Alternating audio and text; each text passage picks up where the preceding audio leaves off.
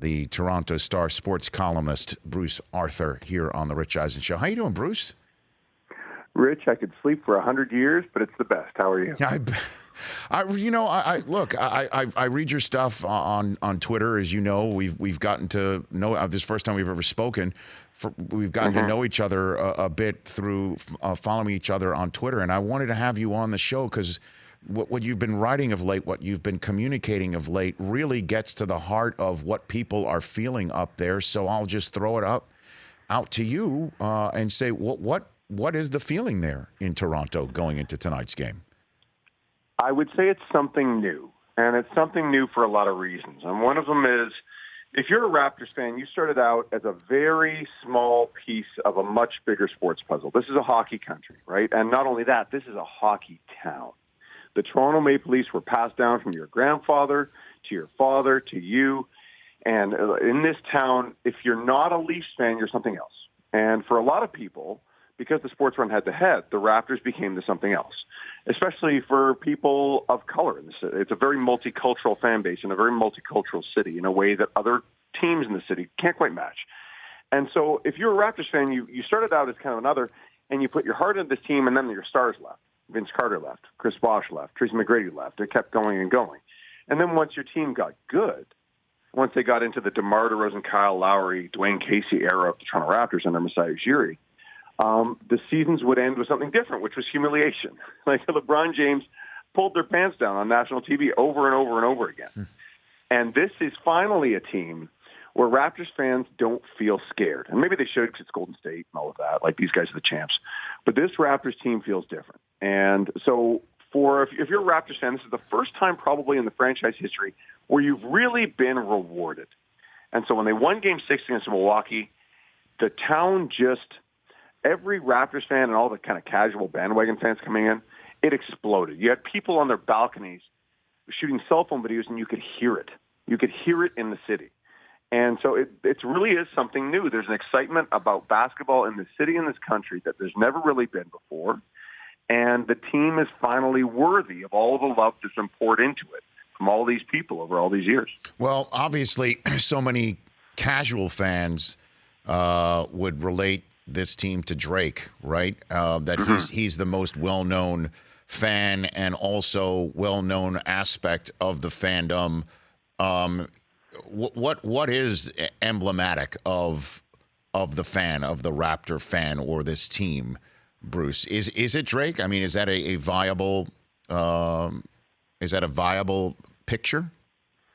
Well, that's the one that people know, right? And in a way, the story of the Raptors can be told. They have another super fan. His name is Nav Bhatia. He's a car dealer. He's a first-generation Indian immigrant. The two most prominent fans of this team are visible minorities. Toronto is, by pretty much every measure, the most ethnically diverse city in the world, right? Like, we have people from all over the globe. It's an incredibly multicultural city, and that doesn't make us perfect or anything.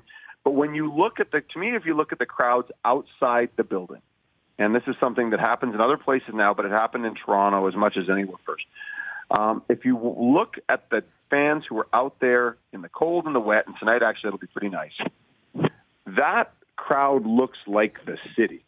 That looks like riding the subway in this town. And that, to me, is what it is that this is, like, for the Toronto Maple Leafs can be a team for everyone because they are so big. They're just so massive. The fan base they have is as big as probably almost any team in North America. But for the Raptors, there was you didn't need the bar of accessibility in terms of the money it costs to play hockey, right? Or in terms of having to learn a sport. Like, basketball is a globally more popular sport than hockey. This is a sport in this town for more people from more places. And that, to me, is what the fans of Toronto really is. And so Drake kind of does – I mean, he's a kid who grew up in a nice part of town, was an actor. He's famous now, and good for him. And now Bhatia was a first-generation immigrant who got treated like dirt and then built his way in this country. And those are both kind of stories of how the Raptors fan base was built and who they are. It's a really inclusive place, and that's something I really liked. Bruce Arthur of the Toronto Star here on the Rich Eisen Show. And then you wrote a piece recently about this team being put together and who they are. And it is remarkable how this is an NBA Finals team. We know about Kawhi, but How did this team get put together and get to game one tonight is a remarkable story in itself, Bruce. Well, and it's true because they don't have anyone drafted above 15, but they needed guys drafted above 15 to get here. Mar DeRozan was a ninth pick. Jakob Poeltl was a ninth pick. Those guys went in a trade along with Jonas Valanciunas. One went for the Marc Gasol trade, and one went for the Kawhi Leonard trade. And as a result, you look at this team, and Kawhi was a 15th pick. Kyle Lowry was a 24th pick. He's on his third team. Serge Ibaka was a 24th pick. He's on his third team. Norman Powell was a second-round pick. Fred VanVleet was undrafted. Danny Green was a second-round pick. Marc Gasol came out of nowhere, right? He was just Pau Gasol's chubby brother, but he made himself into something. They all did. And that's something that I think just relates to anybody. Like, I think I'm like a lot of people. When I don't have a rooting interest in a sport, and I turn on television, I cheer for the underdog. And that's what this whole team is, right? Like Nick Nurse was a coach who started out on the other side of the world. Like he was coaching in Britain and went through the G League and wound up here. Masai Ujiri is from Nigeria. He's the only general manager or team president in NBA history from the continent of Africa. These people came from a long ways. They had to come a long ways to get here. And you can say the same thing to a lesser degree of the Warriors. Like they don't, outside of Kevin Durant, there's not a lot of number one picks on that roster. Steph Curry was picked seventh. He got passed over by a number of teams.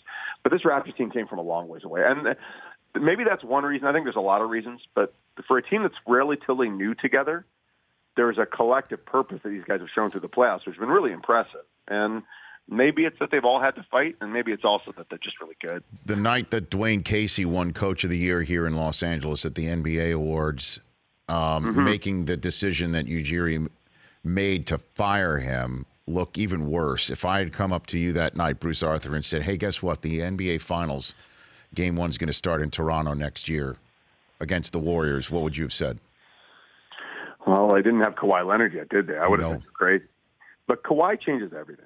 And that's like Nick Nurse has been really good as a coach. He's had to adjust as the playoffs have gone on. I think he's really gotten comfortable in his role. The defense he unleashes on teams with Adrian Griffin as your number one defensive assistant there is ferocious. It's the number one reason I think this series could go really long and the Raptors would have a chance. But Kawhi has changed everything about this team because the poise they show is Kawhi's poise, right? The crunch time kind of moxie they've shown has been Kawhi's. They really do follow him, and he is even better than I thought he was going to be. And I was telling people here when they traded for Kawhi Leonard that you won't believe how good this guy is. But he kind of hit it all season. It's like he really did practice for the 60 games he played. And it turns out he had levels to get to, and I still think there's another level for Kawhi to get to in this finals. I'm really interested to see what it is. You know, me too. Is there a sense of dread as well that this is a one and done, one shot only, one finals only opportunity with Kawhi? I think it's in the back of people's minds, but the joy and the experience has been so rich that people are kind of putting it off, right? Like they're not thinking about the future because he's already authored so many moments that are among the best in Raptors history. The shot he hits in Game 4 in Philadelphia, the shot in Game 7 against Philadelphia, the work he did in the Milwaukee series. Like, this guy is unbelievable. And it is true. Like, nobody knows. Nobody even knows. Let's say this team goes and wins a championship, upsets Golden State. Nobody knows that will ensure that Kawhi would re-sign in Toronto. He's a different cat. And at the end of this, we're going to find out what Kawhi really wants, right? Like, part of it is going to be basketball because he really does care about basketball and health, which he's been healthy here. But it's possible he wants to live in Southern California. And if that's the case, he'll go sign with the Clippers, I would expect. Nobody knows yet. So the Raptors, to me, the Raptors have between 4 and 7 games of Kawhi Leonard left, and it is a special thing. And this team has a chance against a dynasty team, like an awesome Warriors team. And I don't know if they're going to make enough shots, and I don't know if they're going to figure out the Warriors' offense quickly enough. But I think they're going to play, and I think Kawhi's really going to play. And if he leaves, it's interesting. I think it might be the first time, and there's a lot of guys who have left this town. I don't know if you could really be mad at him because he's given so much on this run to Raptors fans, to basketball in the country. If he wants to go live at home, then that's fine. He goes and lives at home. If he stays, then everything's possible. I mean, while he's here, almost everything's possible anyway. A few more minutes left with Toronto Stars. Bruce Arthur here on the Rich Eisen Show. Has he dined or wined in any of the Kawine and Dine decaled restaurants and establishments? Has he actually taken advantage of the free meals that he's being offered by the folks there in Toronto? Best you can tell. I have no evidence that Kawhi Leonard leaves his house very much. Right? Like there's very little about Kawhi Leonard out on social media, out about town. Right. I mean, he's got a new child, and there are people that have asked Kawhi Leonard at various points during the season, "Where do you live?" And he's like, "I'm not sure." So he's got a car service, takes him back and forth. He's not. I think he understands that the city is really excited, but I don't think he spent a lot of time enjoying the city itself. Is my impression. But the thing with Kawhi is he keeps everything so low key and so private that there's all kinds of stuff going on that I'm sure none of us know about. Maybe he's been out to more restaurants than we know, or maybe he's just ordering them all into the house. So what would this mean, Bruce? I mean, it's been since the 66-67 season for the Leafs to bring home the cup.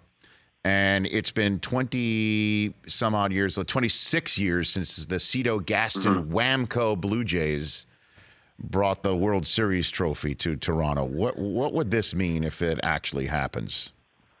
It's kind of crazy to say this. This would be the first major championship in Toronto sports, and I'm not including Major League Soccer or the CFL, in the internet era. Right? Like, because 93, Joe Carter hits the home run. No one's tweeting about that. That's right. It's like that's on YouTube now, but only after the fact. Right. This has the potential. I mean, for basketball in Canada, it takes it up 100 notches, right? Like it just pushes it across the country, and it gives everyone a memory, right? A shared memory. It already kind of has, but if you get a championship, it's a different thing entirely. I don't know if it matters for Kawhi, and maybe it does. Maybe he can't. Maybe he wins a championship, he can't walk away. That would be enormous for the franchise. That has huge domino effects. And for the city, this city's seen some really awful things, man. In terms of sports, like it's been a really tough run. The Leafs haven't been in a Stanley Cup final since they had more than 6 teams. Like they had 6 teams in the NHL in 1967. As soon as they expanded, the Leafs never got there again. So this is a town that has been relentlessly incompetent when it comes to sports. And the Jays had a brief window. The Leafs are in a bit of the beginning of a window now. If the Raptors win a title, the city's been waiting for something like this for a long time, and I think it'll just explode. What about the entire country, though, Bruce? I mean, are there still people, like I guess in Montreal, who are rooting against them, Warriors fans, just out of spite? I mean, I'm always interested in sports spite. Is there any still? Oh, there is that dynamic in this country. You are raised to not like Toronto because it thinks it's so great if you live in the rest of Canada. Absolutely. It's an arrogant town. It's referred to itself as the center of the universe. But I think what's happening with the Jays, like it happened with the Jays when they won a title, and I think it's happening with the Raptors now, is at some point some teams can cross over into the bloodstream and become something that's kind of pan-Canadian beyond just Toronto. And I think anecdotally that seems to be happening for the Raptors. And you see it in TV ratings. They went over 3 million for Game 6 against Milwaukee. To put that in perspective, you guys in America have about 10 people for every one that we have. So that's like a 30 million person audience, the equivalent of. That's something they've never done before. And people are starting to watch. People are starting to get this. Basketball came from a long ways back in this country. Like when we got NBA teams, people had to explain the rules for 5 years. And where we are now is a sport that anyone can play, that's being played more across the country than there ever was. We have more NBA players in this country than we've ever had. It's growing.